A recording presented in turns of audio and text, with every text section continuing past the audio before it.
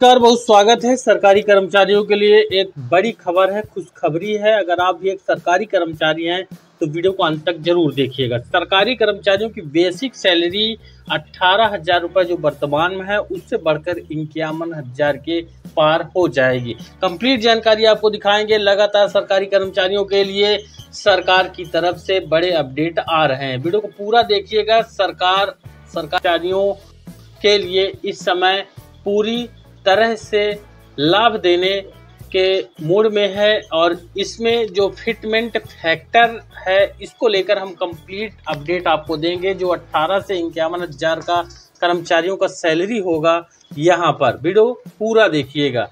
2.86 यानी 2.86 होगा fitment factor. विशेषज्ञों की राय, सरकार की जो लेटेस्ट अपडेट है उसमें सरकारी कर्मचारियों की बेसिक सैलरी 18,000 से बढ़कर 51,000 के पार हो जाएगी। ये बेसिक सैलरी है, न्यूनतम सैलरी माने या बेसिक सैलरी माने, यानी सबसे कम जो निचले स्तर के कर्मचारी रहेंगे फोर्थ श्रेणी के, उनका यहाँ पर 51,000 रुपये हो जाएगा। उसके बाद जो रैंक बढ़ती जाएगी, कर्मचारियों की सैलरी में भी इजाफा होता जाएगा। कर्मचारियों को जल्द ही 8वें वेतन आयोग लागू होने पर सैलरी बढ़ोतरी का तोहफा मिलेगा।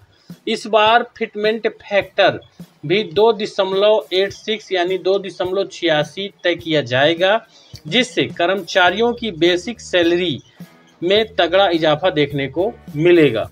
यह 18,000 रुपये प्रति माह है जो वर्तमान में है। बेसिक सैलरी न्यूनतम से बढ़ के सीधा 51,000 पहुंच जाएगी। आइए जानते हैं इस पर लेटेस्ट अपडेट, सरकार का रवैया और कर्मचारियों के लिए जो खुशी की खबर है। 7वें वेतन आयोग को समाप्त होने में अब अधिक समय नहीं रह गया है। यह 1 जनवरी 2016 को लागू हुआ था।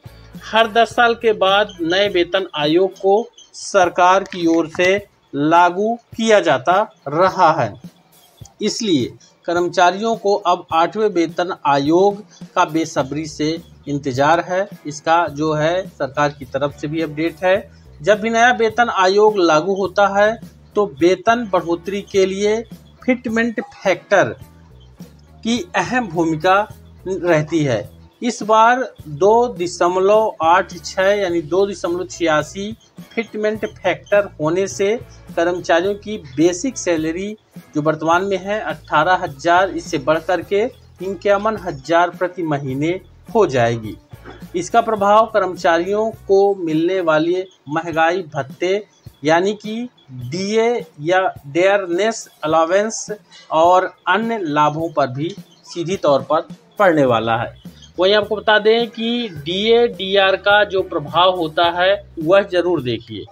महंगाई से लड़ने में सक्षम बनाने में डीए और डीआर की बड़ी भूमिका होती है। आमतौर पर नया वेतन आयोग लागू होने पर पुराने वेतन में डीए को मर्ज किया जाता है। इसे साल में 2 बार सरकार की ओर से संशोधित किया जाता है।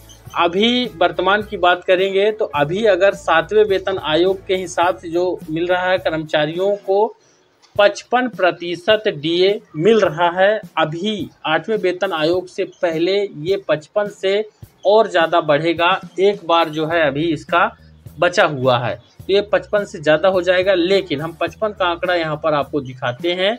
डीए कब शून्य होगा, डीए मर्ज होगा और शून्य हो जाएगा। तो 7वें वेतन आयोग के लागू होने से पहले केंद्रीय कर्मचारियों को 125% डीए मिल रहा था। इसे 7वां वेतन आयोग लागू होने पर बेसिक सैलरी में मर्ज किया गया और यह शून्य हो गया, यानी फिर शून्य से शुरू होगा। अब 55% डीए 7वें जो सीपीसी है उसमें कर्मचारियों को मिल रहा है। अब इसको मर्ज किए जाने के बाद यह फिर 0 से शुरू होगा। बेसिक सैलरी व डीए की कुल राशि को जोड़कर उस पर फिटमेंट फैक्टर लागू किया जाता है। ध्यान रखिएगा, जो फिटमेंट फैक्टर है यही आपकी सैलरी को बढ़ाएगा, जिसमें बेसिक सैलरी और डीए की टोटल राशि को जोड़ा जाता है और उसको फिर फिटमेंट फैक्टर निकाला जाता है। अब लागू किया जाता है तब यह वेतन संशोधन के बाद शून्य हो जाता है और फिर इसकी कैलकुलेशन शून्य से शुरू होती है।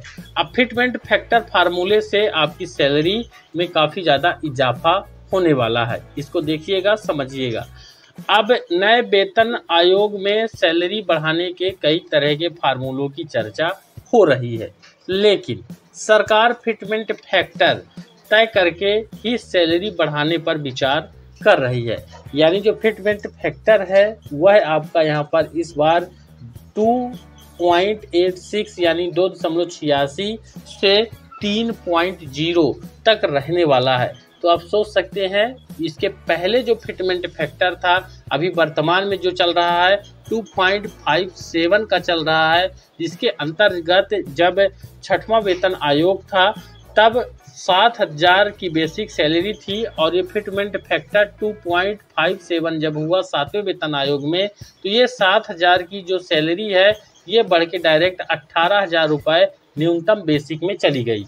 अभी जो 8वां वेतन आयोग में ये फिटमेंट फैक्टर की बात हो रही है 2.57 ये 7वें का है और 2.86 8वें का ये विशेषज्ञों के अनुसार है।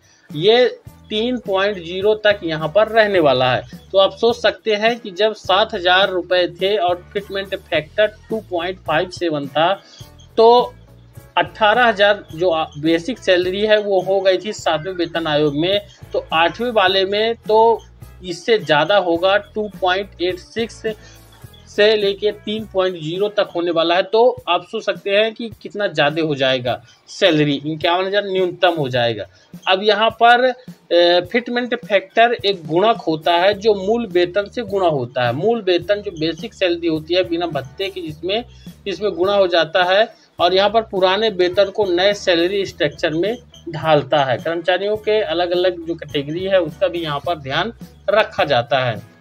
वहीं आपको बता दें कि माना जा रहा है कि डीए को मर्ज करते हुए इस बार 2.86 फिटमेंट फैक्टर तय किया जाएगा और कर्मचारियों की बेसिक सैलरी जो कि वर्तमान में 18,000 रुपये ये न्यूनतम बेसिक सैलरी है, यानी सबसे निचले स्तर के कर्मचारी को 18,000 रुपये बेसिक सैलरी अभी वर्तमान में मिल रही है।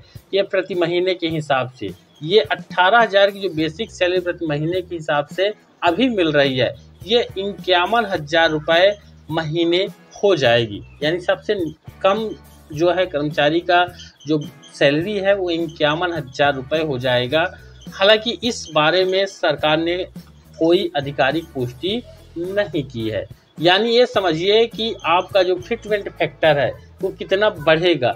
अगर 2.86 होगा तो सैलरी 51,000 हो जाएगी। अगर उससे कम भी होता है थोड़ा सा तो ये समझिए कि आपका सैलरी जो है 50,000 और 40,000 से बीच में रहने वाला है। हालांकि 2.86 का विशेषज्ञों ने यहाँ पर बताया है। जो मेरी जानकारी बेहद इंपॉर्टेंट है, इसको ज़्यादा लाइक और शेयर जरूर करें और चैनल पर नए हैं सब्सक्राइब जरूर करें। धन्यवाद।